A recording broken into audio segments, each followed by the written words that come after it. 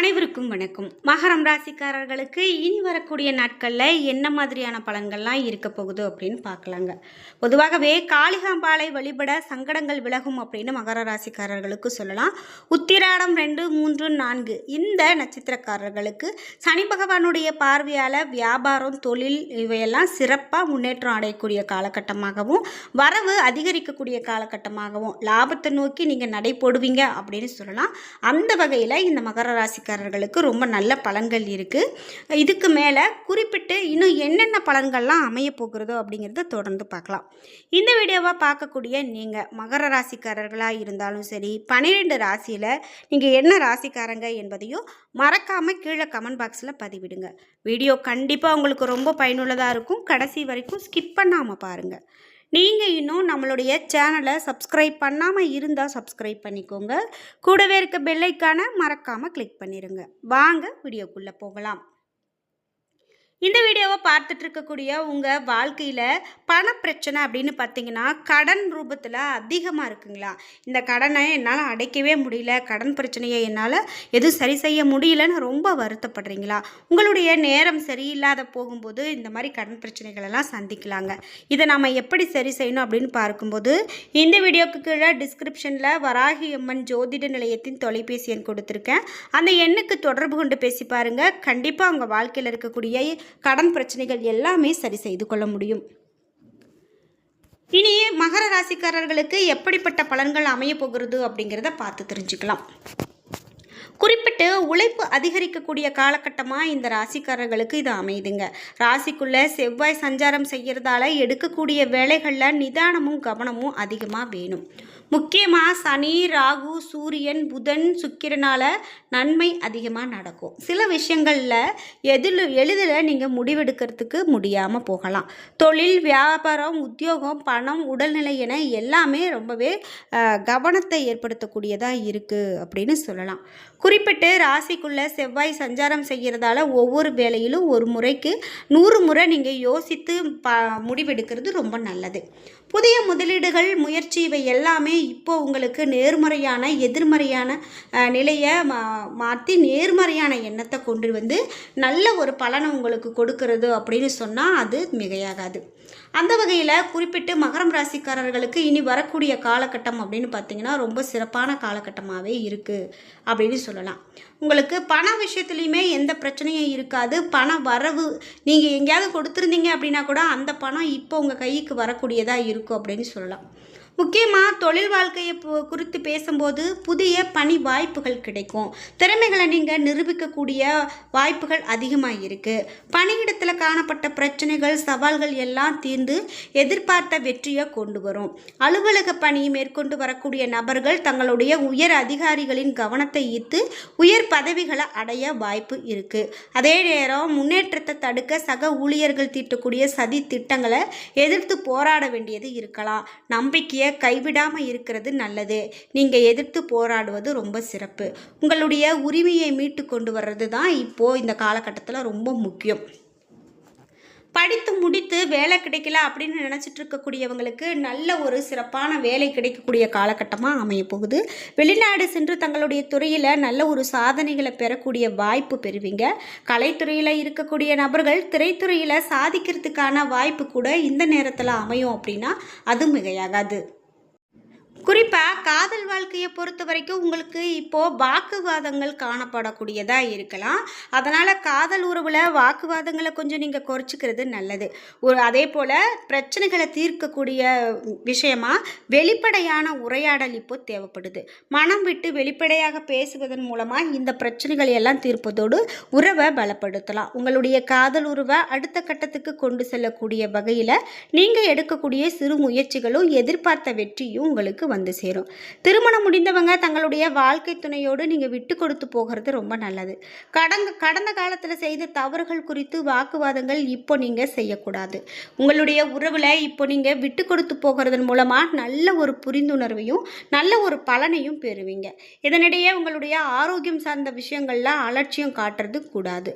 ஆரோக்கியமான உணவு வழக்கத்தை நீங்கள் இப்போ ஏற்படுத்திட்டீங்க அப்படின்னா போதும். அதுவே உங்கள் ஆரோக்கியத்தில் இப்போ நல்ல ஒரு மாற்றத்தை கொடுக்கும். கிரகநிலை அப்படின்னு பார்க்கும்போது எதிர்வரக்கூடிய சவால்களை எல்லாம் சமாளிக்கக்கூடியதாகத்தான் இருக்கும். உங்களுடைய வாய்ப்புகளை நீங்கள் மேம்படுத்திக் கொள்வீங்க. குறிப்பிட்டு தொழில்முறை வாழ்க்கை அப்படின்னு பார்த்தீங்கன்னா திறமையான விஷயங்களை நீங்கள் வளர்த்து கொள்வீங்க. சக ஊழியர்களுடைய உதவி கண்டிப்பாக கிடைக்கும். பணியிடத்தில் உயர் அதிகாரிகளுடைய ஆதரவு கிடைக்கும். குடும்ப வாழ்க்கையில் வீட்டில் இருக்கக்கூடிய பெரியவர்களின் ஆசியும் வழிகாட்டுதலும் கிடைக்கும். மனதை நீங்கள் தளர விடாமல் நம்பிக்கையோடு போராடுங்க. எதிர்பார்த்த வெற்றியை காணக்கூடிய காலகட்டமாக இந்த காலகட்டம் உங்களுக்கு அமைய போகுது. குறிப்பிட்டு இந்த மகர ராசிக்காரர்களுக்கு இனி வரக்கூடிய காலகட்டத்தில் நீங்கள் எதிர்பாராத நன்மையான விஷயங்கள் கூட நிறைய இருக்குது அப்படின்னு சொல்லலாம். தேர்வு எழுதக்கூடிய மாணவர்களுக்கு கூட இது ஒரு முக்கியமான காலகட்டமாக இருக்கும் அப்படின்னு சொன்னால் அது மிகையாகாது.